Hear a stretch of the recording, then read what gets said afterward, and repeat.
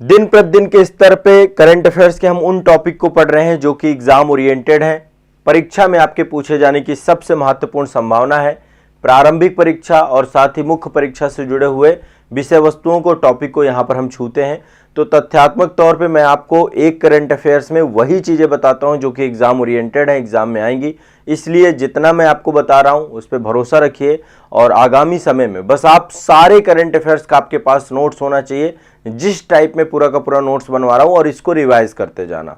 Guaranteed बोलता हूँ, बहुत शानदार आप जो है प्रदर्शन करके आओगे करंट अफेयर्स में। ठीक है, चलिए तो आज के अंक में सबसे पहला करंट अफेयर्स है ग्लोबल बौद्धिस्ट समिट। पहला वैश्विक बौद्ध शिखर सम्मेलन 2023 में आयोजित हुआ। कब आयोजित हुआ? 20 से 21 अप्रैल 2023 को। ठीक है, ये क्या है? पहला वैश्विक बौद्ध शिखर सम्मेलन, पहला वैश्विक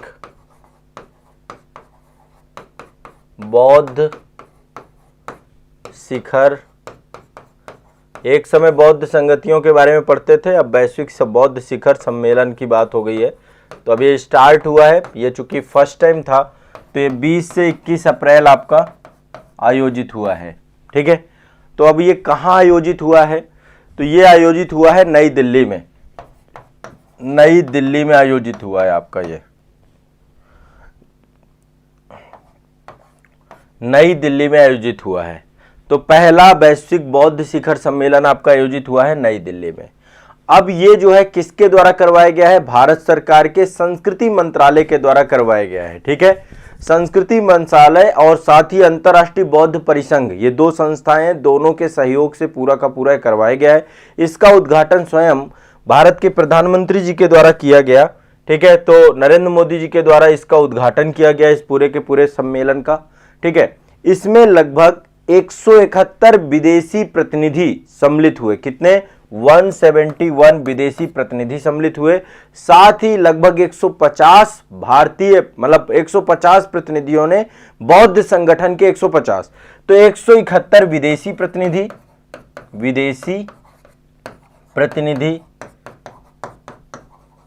और 150 आपके ये बौद्ध प्रतिनिधि सम्मिलित हुए हैं। ठीक है, तो 171 विदेशी प्रतिनिधि, 150 आपके बौद्ध प्रतिनिधि इसमें सम्मिलित हुए हैं। ठीक है, स्पष्ट है। तो ये आपको ध्यान रखना है, पहला वैश्विक बौद्धिस्ट शिखर सम्मेलन हुआ है और ये एक तरीके से आप सोचिए बहुत इंपॉर्टेंट हो जाता है। तो ओवरऑल आपको पता है कि इससे बौद्ध धर्म जो है एक बार आपका जो है चर्चा में बहुत ज़्यादा आ जाएगा और बौद्धिज्म से जुड़े हुए चीज़ों को लेकर के भी आपको पढ़ना चाहिए। मैं इसको आने वाले समय पे जीएस के साथ जोड़ करके भी पढ़ाऊंगा। तो बौद्ध धर्म को लेकर के मैंने बौद्ध संगतियाँ वगैरह पढ़ाई हैं, क्लास में मैंने डिटेल में पढ़ाया है, तो एक बार बौद्ध धर्म आपको पढ़ना है। अब देखिए इसमें क्या क्या चीज़ें थी, क्या क्या चर्चा किए गए। सबसे पहले बौद्ध धर्म के बारे में चर्चा हुई, बौद्ध धर्म के जो सिद्धांत है उसके बारे में चर्चा हुई, जैसे कि शांति, अहिंसा, इन सब के बारे में। साथ ही जो है नालंदा बौद्ध परंपरा के संरक्षण हेतु चर्चा हुई इसमें, कि नालंदा जो आपका है इसकी बौद्ध परंपरा को संरक्षित करना है। बौद्ध धर्म के साथ साथ पर्यावरण में जो इस समय संकट चल रहा है, स्वास्थ्य में संकट चल रहा है, इन सभी समस्याओं के समाधान को लेकर के भी इसमें चर्चा हुई। और साथ ही महात्मा बुद्ध से जुड़े हुए जितने भी विरासत स्थल है उन सब के संरक्षण को लेकर के भी चर्चा हुई। तो 4 बिंदु चर्चा में रहे। पहला बौद्ध धर्म में और साथ ही पर्यावरण संकट, स्वास्थ्य, इन सभी चीजों को लेकर डिस्कशन हुआ, यानी एनवायरनमेंट जो वर्तमान की समस्याएं हैं उनके समाधान में बौद्ध धर्म। दूसरा बौद्ध धर्म और शांति को लेकर के, जैसे अंतर्राष्ट्रीय स्तर पे देखिए युद्ध चल रहे हैं, है ना, तो बौद्ध धर्म और शांति को लेकर के चर्चा हुई। तीसरा नालंदा बौद्ध परंपरा को फिर से जीवंत बनाने की बात हुई। और चौथा बौद्ध धर्म में तीर्थ यात्रा, जीवंत विरासत और महात्मा बुद्ध के अवशेषों को लेकर के चर्चा हुई। तो ये 4 प्रमुख चर्चाएं जो है इसमें आपकी हुई हैं। तो इसमें दलाई लामा भी आपके सम्मिलित थे। ठीक है, जो बौद्ध धर्म में धार्मिक गुरु प्रमुख हैं, आप ये देख सकते हैं दलाई लामा जी, भारत के प्रधानमंत्री जी को द्वारा उद्घाटन किया गया था। तो 171 विदेशी प्रतिनिधि आपके सम्मिलित हुए हैं और साथ ही आपके 150 जो है बौद्ध प्रतिनिधि सम्मिलित हुए हैं। स्पष्ट है, करंट अफेयर्स वाला क्लियर है सभी को? ग्लोबल बौद्धिस्ट समिट, ठीक है, ध्यान रखना है ठीक है। ये नई दिल्ली में आयोजित हुई 20 से 21 अप्रैल 2023 को आयोजित हुई, पिछले महीने आयोजित हुई है आपकी संस्कृति मंत्रालय और अंतर्राष्ट्रीय बौद्ध परिसंघ के सहयोग से हुई आपकी, ये प्रधानमंत्री नरेंद्र मोदी के द्वारा उद्घाटन किया गया। ठीक है, स्पष्ट है। चलो आगे बढ़ते हैं, नेक्स्ट अगला चलते हैं। ये आप देख सकते हैं, इसमें आपके जो है काफी सारे जो बीजेपी से जुड़े हुए लोग थे यार, नेताओं से, नेता भी काफी सारे राजनेता भी सम्मिलित हुए थे। अगला चलते हैं, एक ये रिपोर्ट आई है आपकी हालिया, बिल्कुल ताजा रिपोर्ट आई है। विश्व प्रेस स्वतंत्रता सूचकांक आ चुका है आपका, विश्व प्रेस स्वतंत्रता सूचकांक 2023। अब आपको पता है ये किस लिए होगा, ठीक है। इसका जो है ये अभी 3 मई को जारी किया गया है, तो बिल्कुल लेटेस्ट डेटा है, 3 मई 2023 को जारी हुआ है आपका ये, ठीक है। इसको जारी करने वाली संस्था का नाम है, फ्रांस की एक संस्था है, reporters without borders. Reporters without borders एक संस्था है फ्रांस की, reporters without border, without border, ये संस्था के द्वारा इसको जारी किया गया। रिपोर्टर्स विदाउट बॉर्डर द्वारा संस्था के द्वारा इसको जारी किया गया, 3 मई 2023 को ये जारी किया गया, और ये फ्रांस की एक संस्था है, रिपोर्टर्स विदाउट बॉर्डर, उसके द्वारा जारी किया गया। टोटल इसमें 180 कंट्री थे, कितने 180 देश इसमें टोटल के टोटल थे। अब इसमें बात यह है कि भाई टॉप में कौन है और भारत की क्या स्थिति है, ठीक है। तो टॉप में आपका नॉर्वे है, वही कंट्री नॉर्वे, आइसलैंड, डेनमार्क, यही जो आपके रहते हैं नंबर 1 पे। प्रेस स्वतंत्रता यानी मीडिया की स्वतंत्रता से जुड़ा हुआ है, ठीक है, नॉर्वे। नंबर 2 आपका नॉर्वे, आइसलैंड, फिर डेनमार्क, आइसलैंड और फिर है नंबर 3 में डेनमार्क। ये तो आपके टॉप 3 हैं। तो फिर आपके मन में तुरंत प्रयास होता है कि भाई भारत की स्थिति क्या है, बहुत बुरी है, बहुत ज्यादा बुरी। 180 देशों में भारत की स्थिति 161वीं है। भारत की स्थिति क्या है, भारत है आपका, ये देख सकते हैं आप, हाँ, विश्व प्रेस स्वतंत्रता सूचकांक 2023 आ चुका है। ये कब आया है आपका, 3 मई को आया है, ठीक है। भारत की 2023 में स्थिति 161वीं है, 161। अब आप सोच सकते हैं कितना बुरा हाल है। हमारे यहाँ पे प्रेस की आज़ादी को लेकर के मुद्दा तो है। यहाँ पे देखिए, देखो मेरा तो एक मतलब मुझे ये चीज़ समझ में आ रही है कि आने वाला समय ऐसा भी होगा कि जो मीडिया है ना आपकी, जिसको लोकतंत्र का चौथा स्तंभ कहते हैं, जल्दी जो है, चूंकि मीडिया के बारे में इतनी सारी चीज़ें लगती हैं, बायस्ड भी होती है मीडिया, बहुत मामलों में ये आरोप प्रत्यारोप लगते हैं। जल्दी जिस तरीके से सोशल मीडिया अब इसको जो है कवर कर लेगी, सोशल मीडिया ने बहुत बड़ा चेंज किया भी है ना। मेन स्ट्रीम मीडिया के कितने सारे चैनल सब सोशल मीडिया के द्वारा ऑपरेटेड हो रहे हैं, और सोशल मीडिया के साथ साथ जो एजुकेशन का प्रभाव बढ़ रहा है वो जो है इसको कवर करने का प्रयास करेगा, ठीक है। तो 161वें नंबर पे भारत है, नंबर 1 पे नॉर्वे, फिर आइसलैंड, फिर डेनमार्क आपका है। लास्ट में देखिए बहरीन, क्यूबा। अब हमारी हालत कौन सी अच्छी है, ठीक है। तो ये 3 मई को आपका जारी हुआ, 180 देश, संस्करण 21वां जारी करता है reporters without border, Paris France की ये संस्था है, ठीक है। तो 161वें नंबर पे हैं हम, कितने पे हैं, 161वें नंबर पे। क्लियर है, स्पष्ट है ये वाला करंट अफेयर्स भी, हाँ। चलो अगला चले, नेक्स्ट। ये भी एक बहुत महत्वपूर्ण डेटा आपके सामने लेकर के आ रहा हूं। नेक्स्ट डेटा बहुत इंपॉर्टेंट है। अगला डेटा आपका क्या है, अगला डेटा है विश्व सैन्य खर्च प्रवृत्तियां। मिलिट्री में कितना पैसा कौन खर्च कर रहा है, कौन सा देश जो है मिलिट्री में कितना पैसा खर्च कर रहा है, इसको लेकर के भी एक रिपोर्ट आती है। विश्व सैन्य खर्च प्रवृत्तियां, विश्व सैन्य खर्च प्रवृत्तियां 2022 की रिपोर्ट आई है। ये एक रिपोर्ट ये भी आई है, अभी हाल ही में आई है रिपोर्ट ये आपकी। अब ये रिपोर्ट जो है इसके तहत बताया गया है कि विश्व में कितना पैसा सेना में खर्चा कौन सा देश करता है। अभी हम भारत में आएंगे। यह अप्रैल 2023 में रिपोर्ट आपकी जारी की गई। जारी करने वाली संस्था है Stockholm's international peace research institute. Stockholm's international peace research institute, SIPRI बोलते हैं इसको, ठीक है। इस संस्था के द्वारा इसको जारी किया गया, स्टॉकहोम्स इंटरनेशनल पीस रिसर्च इंस्टीट्यूट, ठीक है। इस संस्थान के द्वारा इसको जारी किया गया, ठीक है। जारी करता ये है। अब इस रिपोर्ट के अनुसार क्या क्या बातें की गई हैं। सबसे पहले इनके द्वारा बात की गई है कि जो 10 वर्ष हैं 2013 से लेकर 2022 के दशक में 10 सालों में 19% की वृद्धि हुई है। टोटल 19% की वृद्धि, 19% की वृद्धि हुई है।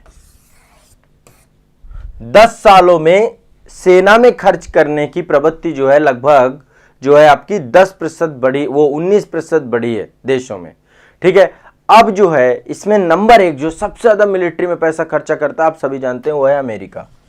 दबादब पैसा खर्च करता है। नंबर 1 पे है यूएसए, सबसे ज्यादा पैसा खर्चा है यूएसए। नंबर 2 पे कौन होगा? नंबर 2 पे है चीन।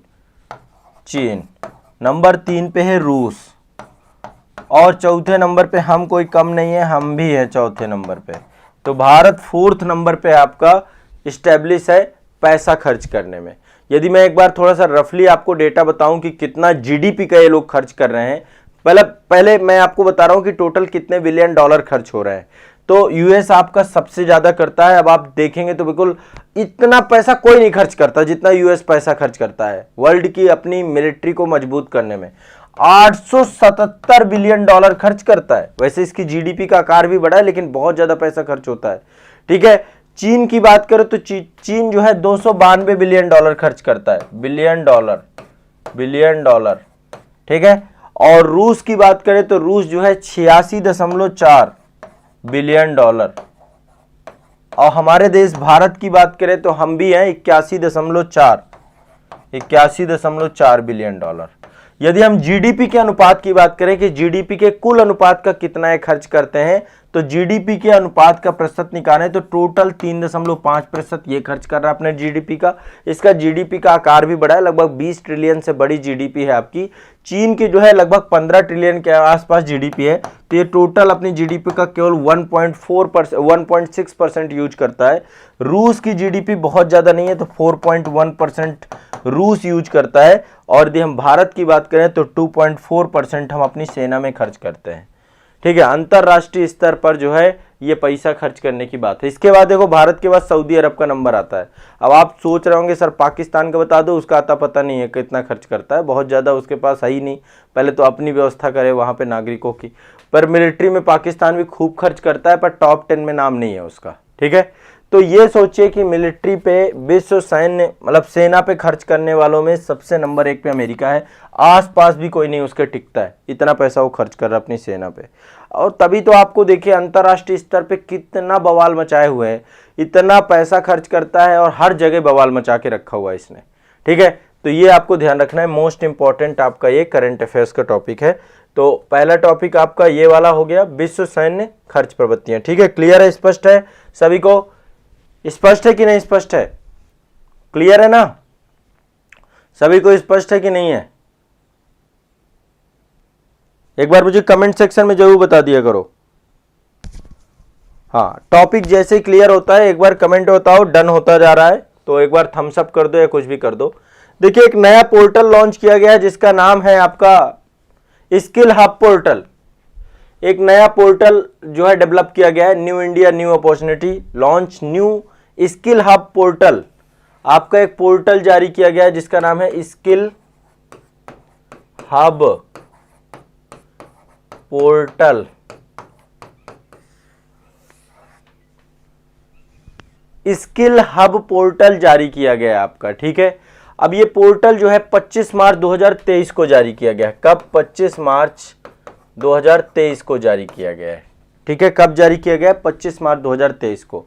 कहां जारी किया गया है? बेंगलुरु में, बेंगलुरु में, कर्नाटक में पड़ता है ये, बेंगलुरु कर्नाटक में ये जारी किया गया है आपका। ठीक है, किसने जारी किया है? कौशल विकास और उद्यमिता, इलेक्ट्रॉनिक्स एंड आईटी राज्य मंत्री राजीव चंद्रशेखर के द्वारा जारी किया गया है। जो हमारा कौशल, स्किल डेवलपमेंट और उद्यमिता, इलेक्ट्रॉनिक आईटी मंत्रालय है, उसके द्वारा इसको जारी किया गया है। ठीक है, अब ये किस लिए जारी किया गया है? इसका अल्टीमेट पर्पस क्या है? चूंकि नाम ही है स्किल हब, तो युवाओं को उद्योग के लिए तैयार करने के लिए, रोजगार परक बनाने के लिए कौशल प्रशिक्षण प्रदान करना। इस पोर्टल का काम है कौशल प्रशिक्षण प्रदान करना। क्या करना? स्किल डेवलपमेंट करना युवाओं का। तो स्किल डेवलपमेंट होगा, तो इसके लिए आपको पता है भारत सरकार के द्वारा प्रधानमंत्री कौशल विकास योजना का शुभारंभ किया गया था। कौशल विकास योजना आपकी कब शुरू की गई? प्रधानमंत्री कौशल विकास योजना जुलाई 2015 में चालू की गई थी, जुलाई 2015 में। ठीक है, ये योजना चालू की, इसी के अंतर्गत ये आपका, इसका भी उद्देश्य युवाओं को रोजगार के लिए प्रशिक्षण देना। प्रधानमंत्री नरेंद्र मोदी ने शुरू किया था, कौशल विकास एवं उद्यमिता मंत्रालय के द्वारा ये स्टार्ट किया गया था। तब से लेके अभी तक इसके 4 संस्करण आ चुके हैं। अभी इस समय कौशल विकास, प्रधानमंत्री कौशल विकास योजना 4.0 चल रही है। अभी केंद्रीय बजट में, इस बार का जो बजट था 2023-24 का, उसमें ये जो है मेंशन किया गया है कि हम प्रधानमंत्री कौशल विकास योजना 4.0 लेकर के आएंगे। वैसे धरातली स्तर पे देखा जाए तो ये योजना जो है, पता नहीं सरकार इतना पैसा खर्च कर रही है, इस पे काम क्या हो रहा है पता नहीं चल रहा है। तो इसमें जो है बहुत सारे सिलेबस को जोड़ा जाएगा, जैसे कोडिंग जोड़ा जाएगा, कोडिंग हो गया, आर्टिफिशियल इंटेलिजेंस इसमें सिखाया जाएगा, रोबोटिक्स को सिखाया जाएगा, बहुत सारा सिलेबस में कई सारी चीज़ों को जोड़ा गया, 3D प्रिंटिंग को लेकर के सिखाया जाएगा, सॉफ्ट स्किल सिखाए जाएंगे। तो मतलब जो इस समय ट्रेंड में है स्किल, जैसे कोडिंग बहुत चर्चा में है, कोडिंग के बाद आर्टिफिशियल इंटेलिजेंस, तो ये सारी चीज़ें जो है इसके तहत सिलेबस में जोड़ी जाएंगी। अलग अलग राज्यों में 30 स्किल इंडिया जो है आपके इंटरनेशनल सेंटरों की स्थापना करने की भी बात इस वाले बजट में की गई थी। तो ये आपको ध्यान में रखना है, और ये आपको जो है पूरा का पूरा कौशल विकास को लेकर के काम किया जाता है। देखिए, कौशल विकास को लेकर जो मंत्रालय है, कौशल विकास उद्यमिता मंत्रालय, नया मंत्रालय है, 2014 में बनाया गया है, 14 में बनाया गया है, पहले नहीं था। ये जो प्रधानमंत्री आए हैं तो मोदी जी के द्वारा ही नया मंत्रालय का सृजन किया गया है। एक ही उद्देश्य है कि भैया भारत को स्किल डेवलपमेंट कराना है, उसी के तहत ये योजना आपकी चलाई जा रही है। तो स्किल हब पोर्टल आपका इसी दृष्टिकोण से आपका स्टार्ट हुआ है। ठीक है, ध्यान रखिएगा। क्लियर है? स्किल इंडिया प्रोग्राम को लेकर के इसको डेवलप करना है। इसमें कॉलेज और यूनिवर्सिटी को भी जोड़ा जाएगा, कॉलेज और यूनिवर्सिटीज को भी स्किल हब पोर्टल के साथ जोड़ दिया जाएगा। ठीक है, चलो आगे बढ़े भाई। हाँ, आगे बढ़ते हैं। नेक्स्ट अगला है आपका, भारत के संविधान की जो है अनुवादित प्रति जारी की गई है। और ये अनुवादित प्रति मतलब अपने आप में बहुत रिवोल्यूशनरी कदम कह सकते हैं। वैसे तो ये होना ही चाहिए कि इंडियन कॉन्स्टिट्यूशन हर एक लैंग्वेज में होना चाहिए। तो ये जम्मू कश्मीर की एक जो है आपकी लैंग्वेज है डोगरी। डोगरी के बारे में शायद आप जानते हो, 8वीं अनुसूची में जो 22 भाषाएं उसमें डोगरी को भी सम्मिलित किया गया है। तो डोगरी में भारत के संविधान का जो है पहला डोगरी संस्करण ये आपका जारी किया गया है 8 अप्रैल 2023 को। ये संविधान की प्रति है, 8 अप्रैल 2023 को जम्मू कश्मीर विश्वविद्यालय है आपका, जम्मू कश्मीर यूनिवर्सिटी है। जम्मू कश्मीर यूनिवर्सिटी में जो है केंद्रीय कानून, न्याय और संसदीय कार्य मंत्री किरण रिजिजू थे। अब तो इनका मंत्रालय चेंज हो गया है। तो किरण रिजिजू जी के द्वारा जो है ये आपका क्या किया गया है, ये संस्करण जारी किया गया है। ठीक है, उद्देश्य क्या है, भारत में संविधान सब लोग पढ़ पाए, इसलिए भाषाईगत जो विविधता है वो उसका बैरियर ना बने।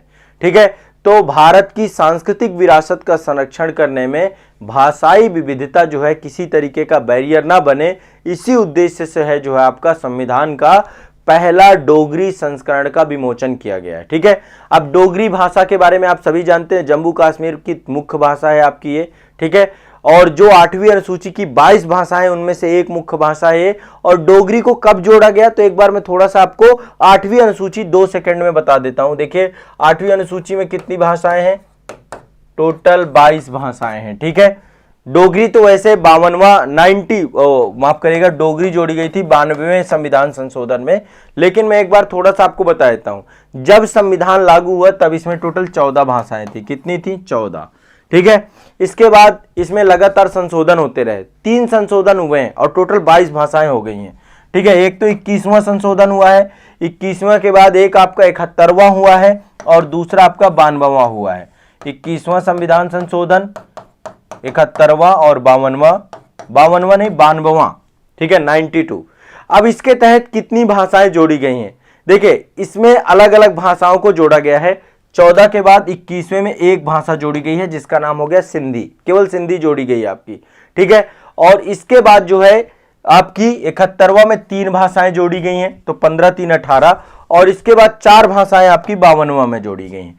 तो यहां पे केवल एक भाषा जोड़ी गई 21वां में जिसका नाम है सिंधी। ठीक है, सिंधी।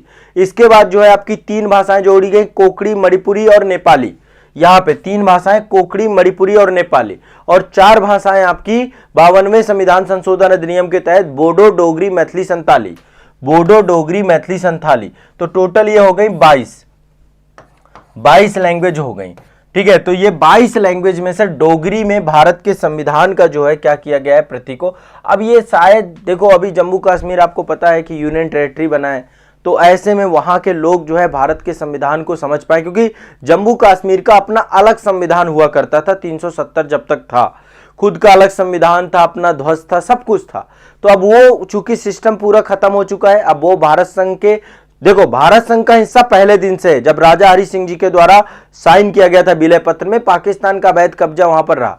तो जो है जम्मू कश्मीर जो आपका है, जम्मू कश्मीर अब यूनियन टेरिटरी बन चुका है। वहां के नागरिक संविधान के बारे में अवेयर हो चुके हैं, उसे पढ़ सकें, इस उद्देश्य से पूरा का पूरा ये ध्यान रखा गया है। ठीक है, तो ये आपको एक बहुत महत्वपूर्ण करंट अफेयर्स है कि भारत के संविधान का डोगरी में पहला संस्करण लॉन्च किया गया है। अब ये भाषाईगत विविधता की तरफ भी सरकार ध्यान दे रही है। ठीक है, चलिए आगे चलते हैं। सुबह सुबह जो है हम ये आप देख सकते हैं, ये प्रति है आपकी संविधान की। नेक्स्ट, सुबह सुबह संकट मोचन हनुमान जी का दर्शन आप लोग करिए। ये गुजरात में जो है एक प्रतिमा बनाई गई है बजरंगबली की, 54 फीट ऊंची प्रतिमा है, इसका अनावरण किया गया है। कितनी है? 54 फीट ऊंची प्रतिमा का अनावरण किया गया है। कहां किया गया है? वहां पर गुजरात में एक जगह है सालंगपुर धाम। सालंगपुर धाम, देखिए अब बहुत ऊंची ऊंची प्रतिमाएं बन रही हैं आपकी लगातार। ठीक है, उनमें से एक प्रतिमा यह है, 54 फीट ऊंची है, गुजरात में बनाई गई है, और ये 6 अप्रैल 2023 को केंद्रीय गृह मंत्री अमित शाह जी के द्वारा इसका क्या किया गया है? उद्घाटन किया गया है। तो केंद्रीय गृह मंत्री अमित शाह जी के द्वारा उद्घाटन किया गया है। गुजरात के सालंगपुर धाम पे आपकी ये बनाई गई है। ठीक है, 55 करोड़ रुपए की लागत आई है इसमें, और ये आपको पता होगा यहाँ पे जो है कष्टभंजन हनुमान जी भी बोला जाता है। इनको क्या बोला जाता है? ये आप देख सकते हैं प्रतिमा, घर बैठे आप लोग दर्शन कर लीजिए। ये है कष्टभंजन हनुमान जी। सालंगपुर धाम पे जो हनुमान जी है उनको बोलते हैं कष्टभंजन हनुमान। ठीक है, यहाँ पे एक भोजनालय भी चालू किया गया है, कष्टभंजन भोजनालय। ठीक है, यहाँ पे 1 घंटे में 20,000 लोगों का खाना बनाया जाता है आपका। ठीक है, कष्टभंजन भोजनालय, ये बड़ा जो है फेमस में चर्चा है। तो यहाँ पे एक भोजनालय है जिसमें 1 घंटे में 20,000 लोगों का भोजन भी बनाया जा सकेगा। तो ये जो है आपके कुछ प्रमुख पॉइंट थे। एक तो सालंगपुर धाम में हनुमान जी की 54 फीट ऊंची जो है आपकी प्रतिमा अनावरण की गई है। दूसरा जो है ये संविधान का डोगरी भाषा में क्या किया गया है? ट्रांसलेशन किया गया, अनुवाद किया गया, जारी किया गया है। स्किल हब पोर्टल जो है आपका जो है लॉन्च हो चुका है प्रधानमंत्री कौशल विकास योजना के तहत। ये विश्व सैन्य प्रवृत्तियां हैं जिसके अंतर्गत सबसे ज्यादा पैसा खर्च करने वाला देश अमेरिका है, फिर अमेरिका के बाद चीन, फिर रूस, फिर भारत। ठीक है, इसके बाद जो है नेक्स्ट आपका ये विश्व प्रेस स्वतंत्रता सूचकांक, भारत की रैंक 161वीं है, टॉप में नॉर्वे, आयरलैंड, डेनमार्क, ये सारे कंट्री हैं। तो इसके बाद नेक्स्ट आपका ये प्रथम पहली बार जो है आपकी बौद्धिस्ट समिट हुई थी। पहला वैश्विक बौद्ध शिखर सम्मेलन हुआ था नई दिल्ली में। ठीक है, तो इसमें 171 देशों के प्रतिनिधि और साथ में 150 बौद्धिस्ट प्रतिनिधि इसमें सम्मिलित हुए थे। ठीक है, तो ये आपका आज के करंट अफेयर्स के कुछ प्रमुख महत्वपूर्ण टॉपिक हैं। चलिए एक बार जो है ये टॉपिक आप लोग समझ लीजिए। हाँ, हाँ 22 लैंग्वेज हैं टोटल के टोटल।